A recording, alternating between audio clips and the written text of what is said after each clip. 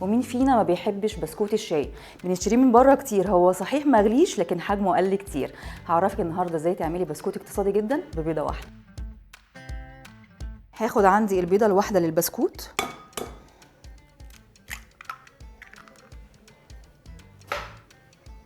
والفانيليا والسكر. هقلبهم كويس جدا لحد لما الخليط كله يكون شكله كريمي. اول ما السكر عندي يدوب مع البيض هنزل بعد كده عندي بنص كوبايه زيت،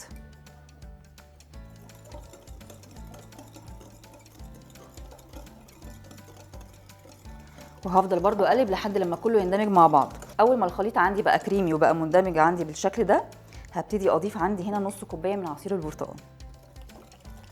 ممكن استبدلها بلبن لو احنا حابين، لو مش حابين تست البرتقال. عندي كمان طعم مميز قوي وحلو قوي بس ممكن نستغنى عنه، معلقتين من جوز الهند المحمص وبشر برتقال. ممكن اشيلهم خالص، ممكن اكتفي بفليفر واحد بس، وممكن كمان اضيف ينسون. هنزل عندي هنا ب3 كوبايات من الدقيق، بس هنزل باول كوبايتين ونص وهخلي النص ده في الاخر شويه. وطبعا عندي هنا معلقه صغيره من البيكنج باودر.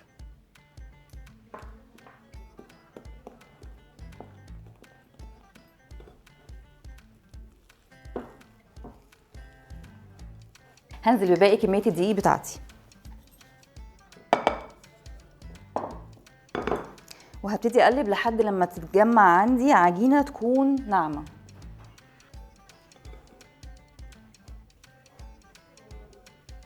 اول حاجه عندي ورقه زبده، او حتى لو على رخامه مفيش مشكله، بس اهم حاجه هاخد كده رشه دقيق علشان اضمن ان العجينه بتاعتي ما تلزقش لان هي ناعمه جدا.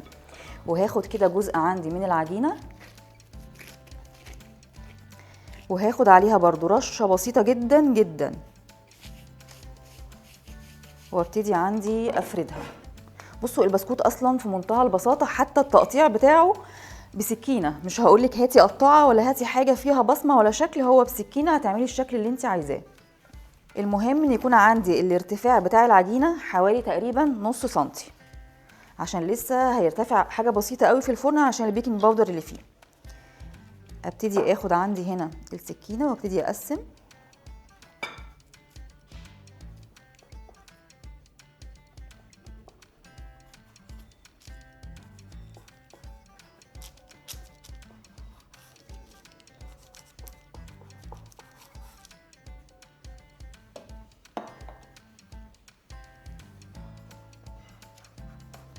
عندي هنا بس حطيت دقيق في السكينه علشان تتقطع معايا بسهوله.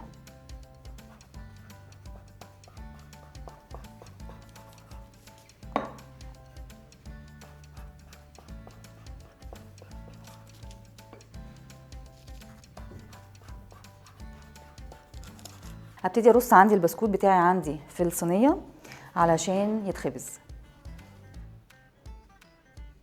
بعد ما عملنا التقطيع بتاع البسكوت اي شكل تحبوه بمنتهى البساطه، عملته شكل مربعات، حابين اكبر حابين اصغر زي ما انتوا عايزين. بسكوت اقتصادي وبسيط حتى في شكله. هندخله دلوقتي الفرن على درجه حراره 180 لمده 15 دقيقه. خلص البسكوت بتاعنا، مش عايزه اقول لكم الريحه طالعه فظيعه والطعم كمان يجنن. طبعا كل الناس بتشرب اصلا البسكوت مع الشاي بلبن، الحقيقه بقى علشان الشتاء والمناعه فانا بشربه مع اليانسون، ينسون دافي. بصوا مش عايزه اقول لكم البسكوت هش من جوه وطعمه حلو جدا، والكميه دي كلها ببيضه واحده بس. جربوها هتعجبكم الوصفه. باي باي. كل وصفاتنا تجدوها حصريا على موقع الوصفة.com.